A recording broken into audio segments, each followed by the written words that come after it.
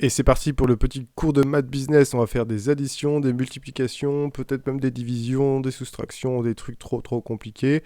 Donc on va partir du principe que vous êtes le boss et du coup on va pouvoir créer un petit modèle, on va dire. Évidemment c'est très grossier, etc. Mais c'est juste pour vous donner quelques indications. Alors, vous êtes le créateur d'une boîte, donc vous avez 100% des parts sociales. C'est-à-dire que la société vous appartient, c'est vous qui l'avez créée, vous avez tout gardé dès la création.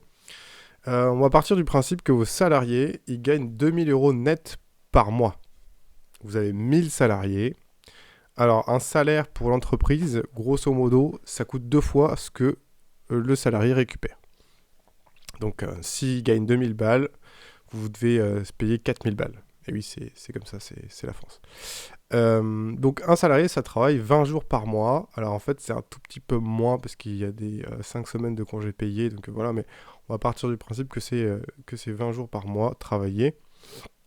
Et donc, il doit rapporter au moins 200 € par jour pour gagner tout simplement au moins son salaire. Donc, pour cet exemple de société, on va partir du principe que le travail des employés qui génère de la valeur. C'est en contradiction avec, par exemple, le fait que ce soit du capital. Donc, ce serait par exemple une entreprise de service où la main-d'œuvre, c'est-à-dire le fait de mettre la main à la pâte, c'est ça qui génère la valeur. Ou alors qu'on fasse une entreprise où on vend des produits qui sont pas forcément très compliqués à créer, qui ont été voilà, et qui marchent relativement bien. Donc ça peut être les deux choses. Donc ça implique une valeur capitalistique qui est assez faible par poste. Donc par exemple, si vous avez 2 salariés qui gèrent une usine d'embouteillage, par exemple, l'usine elle coûte 10 millions. Donc ça veut dire que pour créer un poste dans votre société d'embouteillage, il faudrait 5 millions. Moi, dans mon exemple, quasiment, il n'y a pas du tout d'idée de valeur capitalistique. C'est-à-dire qu'il y a besoin de rien pour créer les emplois, ce qui est un petit peu une aberration, mais on comprend. Donc, on va partir du principe que chaque personne dans l'organisation rapporterait 250 € par jour de travail. C'est-à-dire 200 € pour lui et 50 € pour la société. Et réussir à générer de profit 250 €, c'est à la fois peu et c'est à la fois beaucoup. Ça dépend quel boulot on fait, où on est, etc. Enfin, faut quand même faire des choses, quoi. C'est pas, ça s'invente pas de faire gagner 250 € en une seule journée. C'est beaucoup, quoi. Et on parle de faire gagner. C'est-à-dire que c'est du bénéfice. Donc si on vend 1000 €, ça veut dire qu'il faut qu'on ait une marge qui soit importante. On va voir ça. Donc la question c'est, vous êtes le boss, qu'est-ce que vous pouvez gagner comme thune? Bah oui, c'est ça le sujet, quoi. C'est quand même une histoire de répartition de la richesse et de la valeur. Donc on peut imaginer qu'il va capter 10 € par jour et par salarié, donc 4% du travail. C'est-à-dire que le salarié, je l'ai dit tout à l'heure, il gagne 250 € par jour. Donc si on prend 10 balles par salarié par jour, c'est pas énorme, mais on peut pas prendre beaucoup plus. Parce qu'il faut justement conserver une majeure partie des profits pour plusieurs actions. Déjà pour pouvoir créer un peu de trésorerie, c'est avoir un peu d'argent de côté, pour investir, si on a des idées pour investir, ou pour faire de la recherche-développement. Donc c'est-à-dire pour pouvoir prendre des personnes, et eux, ils fabriquent pas de valeur directement, ils cherchent. Ils font du jus de cerveau, ils essaient de trouver des trucs intéressants. Donc c'est différents postes, donc on peut pas prendre toute la valeur qui a été créée. Donc voyons maintenant la taille en termes de chiffres pour l'organisation. Donc si on a 1000 personnes, ça veut dire qu'il faut qu'ils gagnent 5000 € par mois à la structure si on fait que du service. Et avec la TVA, ça fait 6000. Donc en faisant du service, modulo des consommations pour les services, si par exemple on doit faire, je sais pas, on doit détruire quand même quelque chose pour faire du service, je sais pas, si on fait du nettoyage par exemple, si on va à l'Elysée faire le ménage, il faut quand même de l'acide, il faut quand même pas mal de produits caustiques. Donc c'est des trucs qui sont détruits durant l'opération de service, donc c'est des choses qu'on perd.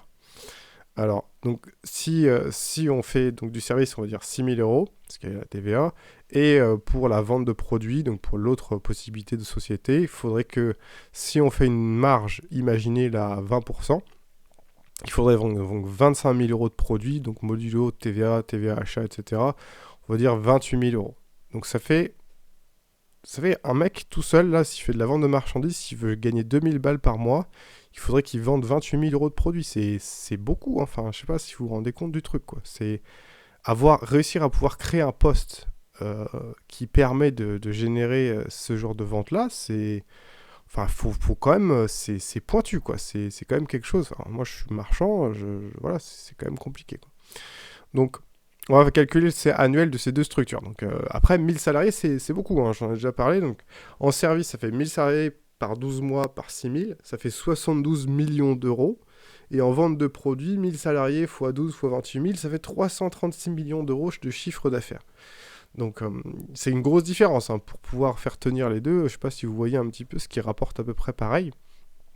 Et donc là, je rappelais par exemple que sur la loi qui essayait d'être passée, qui a été amendée, c'est-à-dire qu'on mettait à peu près au même niveau les auto-entrepreneurs en chiffre d'affaires ou en vente de marchandises. Enfin bref. Passons à la diapo suivante. Donc reprenons donc la rémunération de votre travail. 4% du travail, vous êtes le boss. Donc vous captez 10 euros par jour de travail par salarié. Ça veut dire qu'il y a 1000 salariés qui vous font gagner 10 euros, 20 jours par mois, 12 mois par an. Donc évidemment, modulo des vacances et tout. Ça fait 2,4 millions d'euros bruts. Donc cette rémunération, elle est issue des bénéfices. Donc elle doit être préalablement taxée sur les bénéfices à 25%. Donc il reste 1,8 million. Et après, vous payez par dividende. Donc il y a la flat tax. Vous perdez encore 30%. Et donc vous êtes payé 1 260 000 euros pour l'année. Ça fait 100 000 balles par mois. Donc ça donne une indication, une fourchette, c'est-à-dire qu'un salarié peut vous faire gagner environ 100 euros par mois au détenteur d'une société qui marche bien. Donc, et à mon avis, ça colle, ce genre de truc, la fourchette est relativement bonne pour un panel d'entreprises traditionnelles. Et il y a environ 1500 entreprises de 1000 salariés au plus en France. Évidemment, il y en a des très grosses. Voilà, on va faire des modulos. Mais ça veut dire que ouais, s'il y a beaucoup de personnes qui travaillent pour vous dans une entreprise qui fonctionne, vous pouvez vous payer 100 000 euros par mois. Il y a quand même pas mal de problèmes dans ce truc-là. Donc le premier modulo, c'est que c'est difficile. La difficulté, c'est l'intensité qui est nécessaire pour organiser les personnes vers un but précis. C'est complexe, quoi. Faut diriger. Faut guider, quoi. On parle de 1000 personnes, c'est beaucoup. Et encore, si on regarde des boîtes du CAC 40, donc le top 40 du pays, Vinci, par exemple, c'est 280 000 salariés. Stellantis, c'est 270 000 salariés. Michelin, 130 000 salariés. Après, c'est des salariés monde. Donc, je sais pas combien il y a de salariés de Michelin en France, j'en sais rien. Mais c'est difficile d'imaginer combien la taille de ces structures sont imposantes, sont grandes, quoi. Je sais pas si vous vous rendez compte du boulot que c'est derrière. Et on parle parfois de parachute doré, de rémunération record, etc. Mais il y a des structures qui le permettent. C'est juste des maths. Enfin, je veux dire, si en faisant une boîte, etc., vous arrivez à gagner... chaque salarié vous fait gagner 10 euros par jour. Ça veut dire que... Enfin, pas 10 euros par jour de travail. Après, le coût du travail est ce qu'il est. Mais ça veut dire qu'à la fin du mois, le salarié vous a fait gagner 100 euros quand on fait net d'impôts. Mais vous lui avez fait gagner 2000 euros. Enfin, voilà, moi, je vais pas embaucher quelqu'un qui veut pas me faire gagner au moins 100 euros par mois. Enfin, pourquoi je le ferais, quoi? Je veux dire, c'est pas beaucoup, quoi. Donc, si un salarié vous fait gagner 100 euros, bah, s'il y a 1000 salariés, ça fait 100 000. S'il y a 10 000 salariés, ça fait 1 million par mois. Et s'il y a 100 000 salariés, bah, ça fait 10 millions par mois. Si la société vous appartient, etc., à 100%, bien sûr. Ou si vous arrivez à faire plus de marge, ou peu importe. Donc, si votre organisation compte des milliers de personnes, c'est que vous offrez un service ou un produit dont les gens ont besoin ou raffolent. Et on impacte bénéfiquement et fortement le pays. On ajoute de la valeur.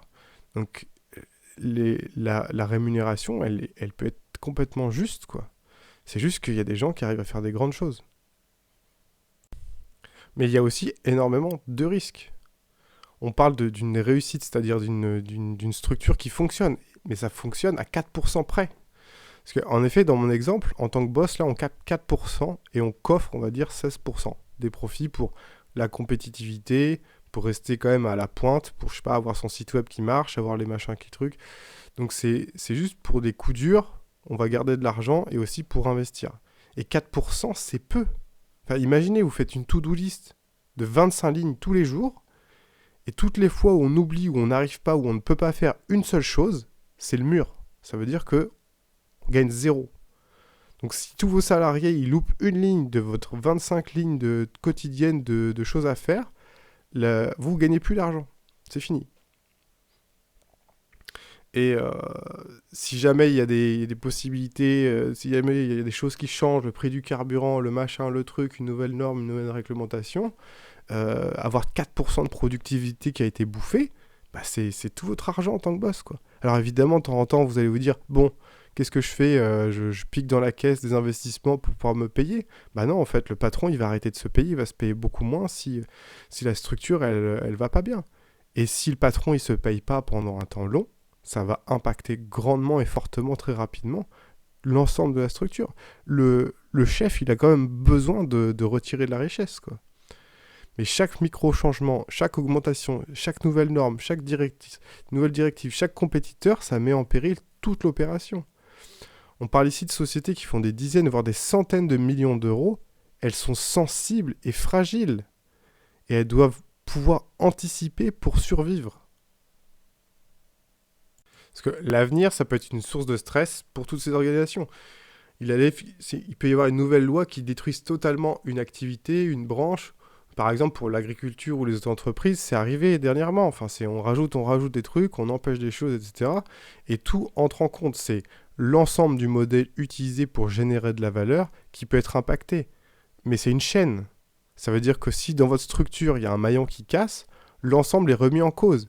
Et c'est parfois difficile, ou parfois possible de modifier et trouver une façon de faire différente qui est correcte. Mais toutes les organisations ne peuvent pas faire ça. Souvenez-vous des chiffres, vous avez 16% de profit utilisable. Rien que pour rester compétitif et à jour, vous allez en dépenser la moitié au minimum. Donc, et je ne parle pas de travaux qui nécessitent vraiment du capital. Si vous avez besoin de transporter des choses, le coût humain et le carburant, on va dire que ça fait partie de vos coûts qui sont déjà pris en compte. Par contre, si vous avez besoin d'acheter un camion, il s'use. Ça veut dire que vous allez devoir dépenser de l'argent qui a été récupéré par vos bénéfices pour pouvoir faire ce genre de choses. Et si vous avez une structure qui fait déjà 70 millions en services, 300 millions de chiffre d'affaires en vente de marchandises, vous avez que 2 ou 3, 4 millions de disponibles par an à utiliser pour pouvoir contourner ou réussir à trouver une nouvelle façon de faire pour pouvoir changer des choses. C'est acheter des outils, par exemple. C'est prendre un nouveau risque. Si vous l'achetez à crédit, c'est un pari. C'est celui que les choses ne changent pas encore avant un temps long. Parce que vous ne pouvez pas changer, je sais pas, si vous achetez une grue par exemple, et puis en fait vous n'avez plus le droit de faire de travaux à tel endroit, bah, votre grue elle vous sert à rien, et vous êtes endetté sur 10 ans, avec un coût qui est fort. Parce que l'endettement, ça coûte de l'argent, c'est un crédit. Et si vous voulez gagner plus, il va falloir faire encore des choses. Enfin, c'est une roue qui tourne comme ça à l'infini. Allez, dernier coup. Donc, moi j'aime bien les sociétés, c'est une forme d'organisation où il y a des outils, un but, des humains, et la plus grosse organisation du pays, c'est l'État. Donc j'aime bien faire des parallèles avec ce qu'il y a en haut, ce que je peux faire petit, ce que j'ai essayé de faire avec d'autres, etc. C'est des trucs qui sont simples. Donc pour qu'une société fonctionne, c'est primordial que les salariés ils s'entendent bien. Enfin, faut qu'ils soient contents, quoi.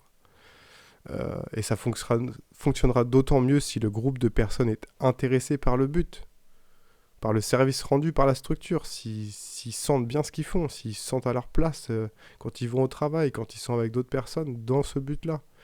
Et si les dirigeants sont clairs et permettent, avec le concours des salariés, de générer de la valeur, ça marchera beaucoup, beaucoup plus souvent. Mais ça empêche que le patron, il a le dernier mot. En effet, le contrat de travail entre lui et les salariés, ça impose l'obéissance pour le travail sous peine de licenciement.